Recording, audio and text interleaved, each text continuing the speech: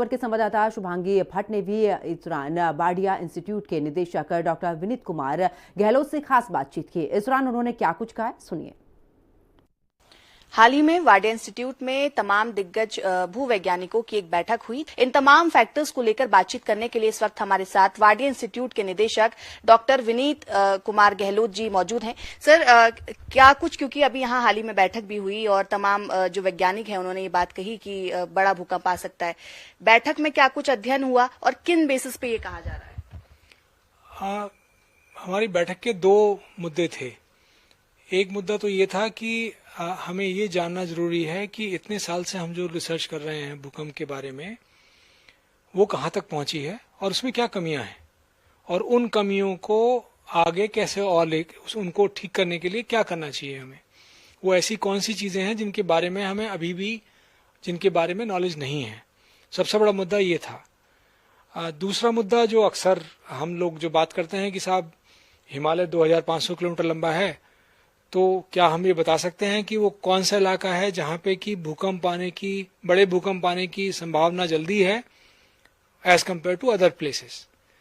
तो तब हम लोग समझ में आया उसमें कि अगर पिछले 400-500 साल का इतिहास देखें और जो प्रक्रिया हो रही है भूकंप की, जो एनर्जी संचित हो रही है वहां पे, उसको देखते हुए लगता है कि शायद उत्तराखंड एक ऐसा इलाका है जहां पे कि पिछले 400-500 साल से कोई बड़ा भूकंप नहीं आया है। जो बाकी जो छोटे 91 का या 99 का जो अर्थक्वेक आया था, वो कोई बड़े अर्थक्वेक नहीं है हमारे हिसाब से। क्योंकि बैठक में कई सारा अध्ययन हुआ और उसमें कई चीजें बाहर निकल के भी आई, लेकिन जब हम अर्थक्वेक की बात करते हैं, भूकंप की बात करते हैं, तो क्या सबसे पहले सवाल ये आता है पब्लिक के मन में भी कि क्या इसको प्रिडिक्ट किया जा सकता है? क्योंकि मौसम विभाग जैसे है बता देता है कि अब आने वाले 4 दिनों में इस तरीके का मौसम रहेगा। तो भूकंप के लिए क्या प्रिडिक्शन हो सकता है, या फिर किन फैक्टर्स के बेसिस पे इसकी रिसर्च की जाती है? देखिए, अगर आप विश्व के स्तर पर देखें तो भूकंप की भविष्यवाणी तो अभी तक संभव नहीं है।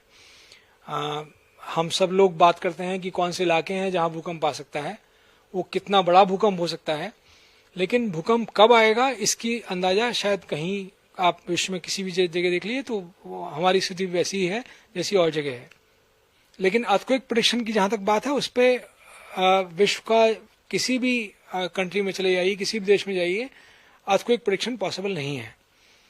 लेकिन हम लोग इस बात को नेगेटिव नहीं लेते हैं कि ये हम नहीं कर पा रहे हैं तो ये बहुत बड़ा नेगेटिव पॉइंट है। नहीं, हमें इससे फर्क नहीं पड़ता। अगर मुझे पता है कि इस इलाके में भूकंप आ सकता है और इतना बड़ा हो सकता है, तो मुझे क्या करना चाहिए कि अगर भूकंप आए तो उससे कोई विनाश ना हो। तो हम लोग बात करते हैं कि हम लोग उसके जो भूकंप का इम्पैक्ट होगा उसको कैसे मिनिमाइज करना है, उसके बारे में बात करते हैं। देखिए, जहां तक एडवांसमेंट की बात है, तो हम लोग जो भी उपकरण हम लोग यूज करते हैं, इक्विपमेंट यूज करते हैं, वो वही हैं जो बाहर इस्तेमाल किए जाते हैं।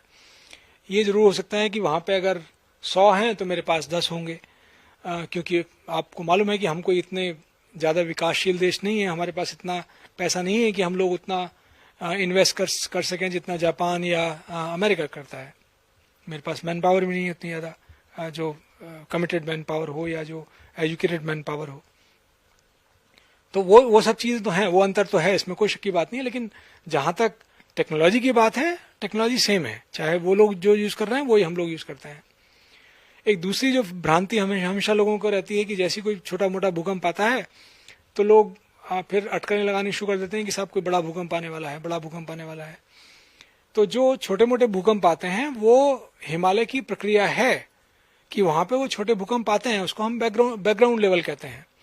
तो ये सोचना कि हर छोटा भूकंप जो है या हर 3-4 भूकंप अगर लगातार आ गए उत्तरकाशी में या कहीं पे, तो ये हम अटकलें लगानी शुरू कर दें कि बड़ा भूकंप आने वाला है, ये उसका संकेत दे रहा है, वो एकदम गलत होगा। तो ये थे हमारे साथ वाडिया इंस्टीट्यूट के निदेशक डॉक्टर विनीत कुमार गहलोत जी, जिनका ये कहना है कि कई तरीके की रिसर्चेस की जाती हैं और इसको लेकर भी की जा रही हैं। कई भूवैज्ञानिक इसको लेकर रिसर्च भी जरूर कर रहे हैं, लेकिन इसका प्रिडिक्शन नहीं हो सकता कि भूकंप कब और कहां पर आएगा और कैसे आएगा, क्योंकि इसका प्रेडिक्शन अभी तक जिस तरीके से सर ने बोला कि ये अभी पॉसिबल नहीं है इसको प्रेडिक्ट करना, लेकिन जिस तरीके से प्रदेश की जो भौगोलिक परिस्थितियां होती हैं उसको देखते हुए जरूर रिसर्चेस की जाती हैं और ऐसे में ही इसको लेकर आशंका जताएगी कि कोई बड़ा भूकंप जो है उत्तराखंड के अंदर आ सकता है। देहरादून से कैमरा पर्सन इलियास अहमद के साथ में शुभांगी भट्ट, हिंदी खबर।